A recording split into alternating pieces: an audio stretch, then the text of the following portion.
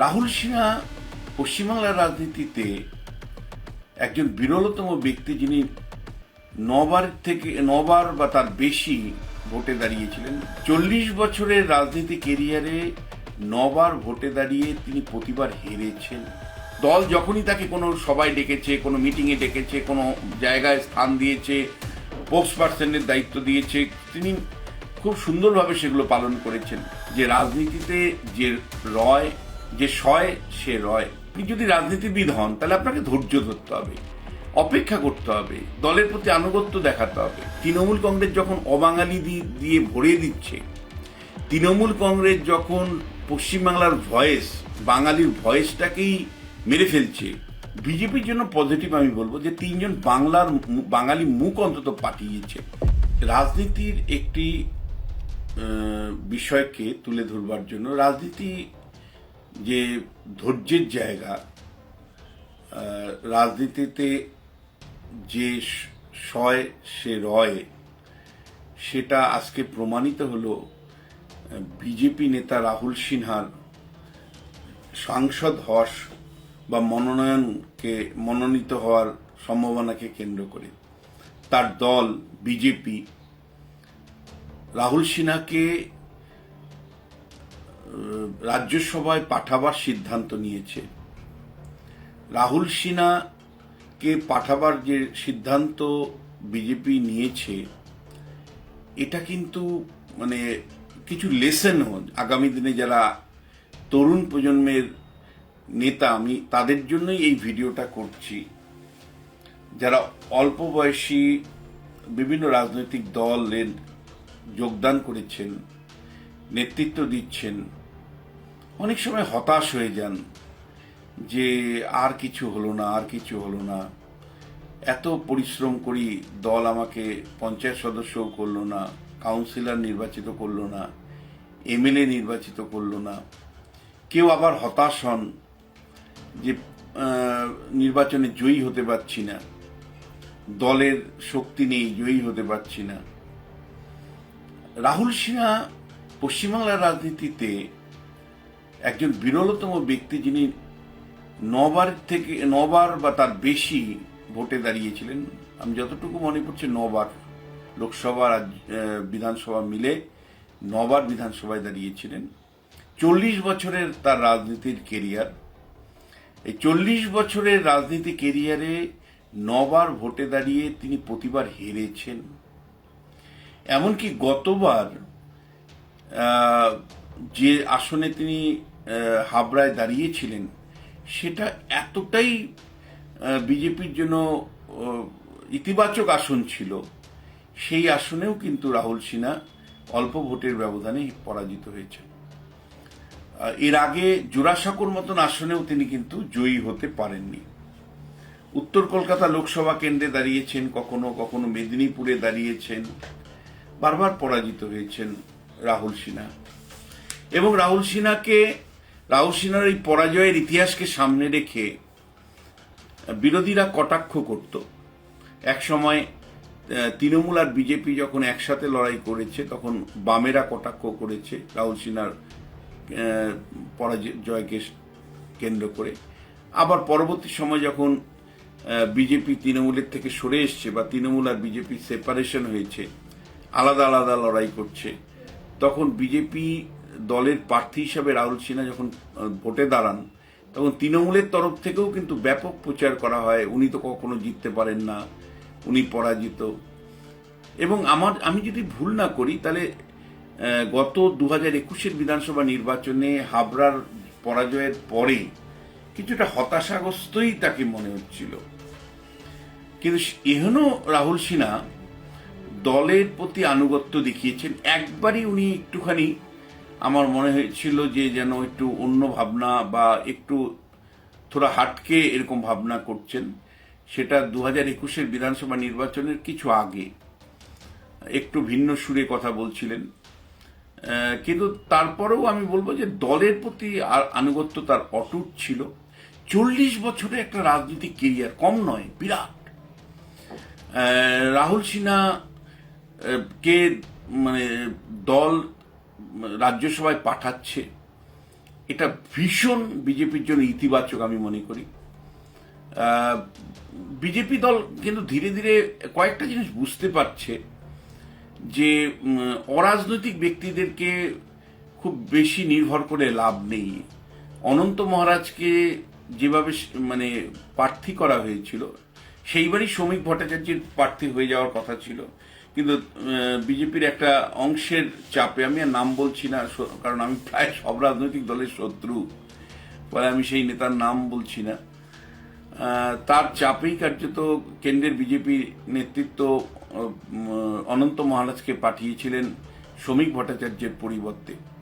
অনন্ত মহারাজের অবস্থান বা ভূমিকা আপনারা নিশ্চয়ই দেখতে পাচ্ছেন, কখনো বিজেপি কখনো তৃণমূল, মানে পরিষ্কার একটা সুবিধাবাদী রাজনীতিতে অনন্ত মহারাজ রাজনীতি করেন। আবার বিজেপি দেখলাম বঙ্গবিভূষণ পুরস্কারও পেয়ে তৃণমূলের হাত থেকে নিয়েছে, মমতা বন্দ্যোপাধ্যায়ের থেকে। যে কোচবিহারের রাজ্য গঠনের কথা বলে সেও আবার বঙ্গবিভূষণ পেয়ে যায়। এ এক অদ্ভুত পশ্চিমবাংলা। এবং যারা বাঙালির কথা বলে তারা মানে বাংলা ভাঙার জন্য যে কথা বলছেন যে নেতা, তাকেই বঙ্গবিভূষণ পুরস্কারও দিচ্ছে। তো যাই হোক, যেটা বলতে চাইছি সেটা হলো যে দেখুন, রাহুল সিনহা কিন্তু ধৈর্য সহকারে বিজেপিটা করেছে। যারা ইয়ং জেনারেশনের রাজনীতিবিদ, অল্প বয়সে যারা রাজনীতিতে এসেছেন, আমি বলবো তাদের কাছে একটা লেসন, যে রাজনীতিতে যে সয় সে রয়, যে ধৈর্য সহকারে রাজনীতি করতে পারবেন একটা সময় না একটা সময়, আপনি যে রাজনীতিবিদ, এটা শুধুমাত্র আমি বিজেপি জায়গা থেকে বলতে রাজি নই, সিপিএম এর জায়গা থেকে বলতে রাজি নই, আমি সমস্ত, এমনকি তৃণমূল কংগ্রেসের মধ্যেও, যে কোনো, আপনি যদি রাজনীতিবিদ হন তাহলে আপনাকে ধৈর্য ধরতে হবে, অপেক্ষা করতে হবে, দলের প্রতি আনুগত্য দেখাতে হবে, এবং শেষ পর্যন্ত সেই যে ধৈর্য ধরে রাজনীতি করবেন তার একটা কিন্তু পুরস্কার আপনি পাবেনই।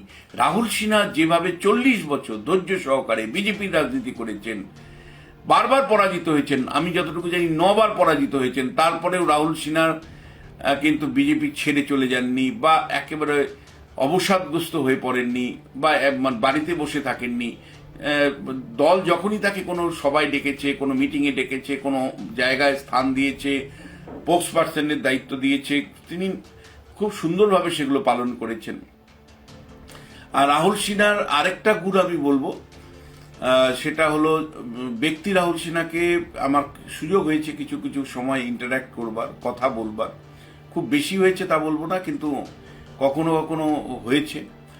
রাহুল দা কিন্তু যখন সভাপতির দায়িত্ব ছিলেন, এক ঝাঁক তরুণ ছেলেকে তুলেছিলেন, এক ঝাঁক। তার মধ্যে রিতেশ তেওয়ারির মতন নেতা রাহুল সিনহাদের সময়েই উঠে এসেছিল। আমার মনে আছে যে সেই সময় প্রভাকর তেওয়ারি থেকে শুরু করে একাধিক নেতা, তারা কিন্তু গুরুত্বপূর্ণভাবে রাজ্য রাজনীতিতে উঠে এসেছিলেন। রাহুল সিনহা চেষ্টা করেছেন একটা অ্যাকোমোডেটিভ পলিটিক্স করতে, সবসময় সঠিক রাজনীতি করেছেন, প্রচণ্ড সুকৌশলী এটা আমি বলবো না, কিন্তু সাধারণভাবে বিজেপির প্রতি আনুগত্যপূর্ণ, রাজ্য রাজনীতিটার সামগ্রিকভাবে বোঝেন। প্রধান বিরোধী দল তৃণমূলের প্রতি তার আক্রমণ যথেষ্ট শক্তিশালী আক্রমণ। সবসময় আক্রমণটা যে একদম 100% সুচারুভাবে হয় সেটাও নয়, কখনো কখনো সেই আক্রমণের ধার কমও থাকে বা অভিমুখ ঠিক থাকে না, সেটাও সত্যি কথা। তো এহেন রাহুল সিনহা তিনি ধৈর্য সহকারে বিজেপি করবার পুরস্কার আজকে পেলেন। রাজ্যসভায় তাকে তার দল সাংসদ করে পাঠাচ্ছে, এবং তিনি বাঙালি। সবচেয়ে বড় কথা, তিনি বাঙালি। তৃণমূল কংগ্রেস যখন অবাঙালি দিয়ে ভরে দিচ্ছে, তৃণমূল কংগ্রেস যখন পশ্চিমবাংলার ভয়েস, বাঙালির ভয়েসটাকেই মেরে ফেলছে, তখন বিজেপি অন্ততপক্ষে 3 জন রাজ্যসভায় পাঠালো। অনন্ত মহারাজ, যিনি বাংলায় কথা বলেন, বাংলায় জন্ম, কোচবিহারের, যদিও তার রাজনীতি কিন্তু যথেষ্ট বিতর্কিত রাজনীতি, এবং যে রাজনীতি আমার মনে হয় না যে বাঙালির জন্য খুব একটা সুস্থকর রাজনীতি। যেটা বিজেপি পাঠিয়েছে সেটা ঠিক পাঠায়নি, আবার মমতা বন্দ্যোপাধ্যায় বঙ্গবিভূষণ পুরস্কার দিয়েও ঠিক করেছে বলে আমি মনে করি না। কিন্তু বিজেপি কখন মানে এখানে আমি বলবো অন্তত রাজ্যসভার ক্ষেত্রে তো অবশ্যই সেটা হলো যে শ্রমিক ভট্টাচার্যের মতো সুবক্তাকে পাঠিয়েছেন। শ্রমিকের পারফরমেন্স, এই যে এত এমপি গেছে, দ্য বেস্ট পারফর্মার শ্রমিক হতে পারে বিজেপির মানে সাংসদ। শ্রমিকের বক্তৃতা, শ্রমিক যেভাবে কোনো জিনিস আর্টিকুলেট করে, যে ভদ্রভাবে কথা বলে, যে ল্যাঙ্গুয়েজের বাঁধুনি আছে ওর, এবং রাজ্যসভায় যথেষ্ট সময়ও দেয়, সব মিলে কিন্তু সৌমিক ভট্টাচার্য বাঙালির জন্য একটা অত্যন্ত গুরুত্বপূর্ণ সাংসদ হিসাবে নিজেকে প্রতিষ্ঠা করতে পেরেছেন। তৃতীয় বাঙালি সাংসদ বিজেপি এখান থেকে পাঠাচ্ছেন রাহুল সিনহাকে। আমার ব্যক্তিগত বিশ্বাস যে রাহুল সিনহাও দিল্লিতে সফল হবেন, কারণ রাহুল সিনহাকে একটা সময় কিন্তু অল ইন্ডিয়ার তে গুরুত্বপূর্ণ পদ দেওয়ার কথাও ভাবা হয়েছিল। ফলে সেই জায়গা থেকে রাহুল সিনহা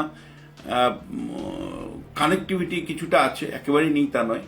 নতুন যারা তাদের সবার সাথে না হলেও যথেষ্ট পরিমাণে হবে।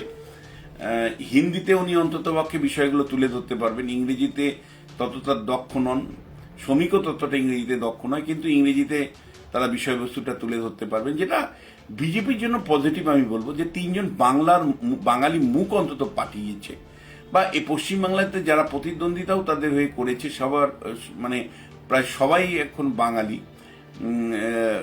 একমাত্র আলুওয়ালিয়া ছিলেন বাইরের লোক। কিন্তু অন্যদিকে যদি শাসক দল তৃণমূল কংগ্রেসের দিকে তাকাই, তাহলে কিন্তু খুব হতাশাজনক প্রার্থী তালিকা তাদের। একটা কেউ হায়দ্রাবাদের পুলিশ অফিসার, হায়দ্রাবাদের কেউ উত্তরপ্রদেশের, একের পর এক সাংসদ, কেউ আসামের সুস্মিতা দেবকে পাঠিয়েছিল, কীর্তি আজাদ বিহারের, শত্রুঘ্ন সিনহা বিহারের, সেই সুদূর গুজরাট থেকে শকেল গোখলে, তারপরে ইউসুফ পাঠানকে দিয়েছে সাংসদ করে পাঠিয়েছে। তার লুই যে গিয়েছিলেন আপনার গিয়ে গোয়ার প্রাক্তন মুখ্যমন্ত্রী ছিলেন লুইজি ফেলেরিও, তাকে সাংসদ করে পাঠিয়েছিল। তার আগে কেডি সিংকে সাংসদ করে পাঠিয়েছিল। স্বাধীন ভারতবর্ষের বাংলার প্রতিনিধি তৃণমূলের আমলে সবচেয়ে কমেছে, এবং দিল্লিতে বাঙালির ভয়েস তৃণমূলের জন্য কিন্তু কমেছে। ফলে তৃণমূল কংগ্রেসের মধ্যে একটা পরিষ্কার দ্বিচারিতা, আমি একদম সরাসরি কথাটা বলতে চাই, দ্বিচারিতা দেখা যায়। তৃণমূল কংগ্রেস আসলে বাঙালিদের পার্টি নয়। তৃণমূল কংগ্রেস যে রাজনীতিটা করে সেটা হলো ভোটারদেরকে প্রভাবিত করবার জন্য বাঙালির কথা বলে, কিন্তু আসলে দলটাকে টিকিয়ে রাখবার জন্য সমস্ত অবাঙালিদের দিয়ে ভরিয়ে দিচ্ছে। তাদের নিজেদের দলের মধ্যে থাকা বাংলা ভাষা বলা বা বাঙালি সংস্কৃতি মনস্ক ব্যক্তিদেরকে না পাঠিয়ে বিভিন্ন রাজ্যের তাদেরকে বাঁচানোর জন্য, কেউ সুপ্রিম কোর্টে বাঁচাচ্ছে তৃণমূল কংগ্রেসকে, তো কেউ পুলিশ অফিসার হিসাবে তৃণমূল কংগ্রেসকে সুযোগ সুবিধা করে দিয়েছে, ভিন্ন রাজ্যের লোক হলেও তাদেরকে পাঠানো হচ্ছে এইভাবে। ফলে আমরা যেটা পরিষ্কার বলতে চাই যে একদিকে যখন তৃণমূল কংগ্রেস অবাঙালিদের দিয়ে অবাঙালিদের সাংসদ বানাচ্ছে, বাঙালির কথা শুধুমাত্র মুখেই বলছে, একটা পরিষ্কার দ্বিচারিতা অবস্থান তৃণমূল কংগ্রেসের, সেখানে কিন্তু অন্তত বিজেপি অনেক ভুল রাজনীতি করে। সমালোচনা সারাদিন হয়তো করার জায়গা আছে, কিন্তু অন্তত তিনজন ব্যক্তিকে তারা যে সাংসদ করে পাঠিয়েছে রাজ্যসভায়, তারা সবাই বাঙালির, পশ্চিমবাংলার লোক। এবং রাহুল সিনহার যে মনোনয়ন, বিজেপির সাংসদ, রাজ্যসভার সাংসদ হিসেবে আজকে যে মনোনয়ন পেয়েছে, আমি মনে করি বিজেপির জায়গা থেকে অত্যন্ত পজিটিভ স্টেপ। রাহুলদা 40 বছরের রাজনীতি কেরিয়ার আছে, দলের জন্য নিবেদিত প্রাণ আছে, ধৈর্য সহকারে তিনি রাজনীতি করেছেন এত বছর, 9টা নির্বাচনে পরাজিত হয়েছেন, কিন্তু তারপরেও রাজনীতির হাল ছাড়েননি। এটা রাহুলদার এই রাজনৈতিক কেরিয়ার বা তার এই প্রাপ্তি কিন্তু যারা অন্য রাজনৈতিক দল করেন, তিনি তৃণমূল কংগ্রেস করতে পারেন, বিজেপি করতে পারেন, সিপিএম করতে পারেন, কংগ্রেস করতে পারেন, এসইউসি করতে পারেন, প্রত্যেক যুবকর্মীদের জন্য ইয়ং জেনারেশনের নেতাদের জন্য একটা লেসন, যে রাজনীতিতে যদি আপনি ধৈর্য ধরে লেগে থাকেন তার পুরস্কার কিন্তু আপনি একদিন না একদিন পাবেন, যেমন করে রাহুল সিনহা আজকে পেল।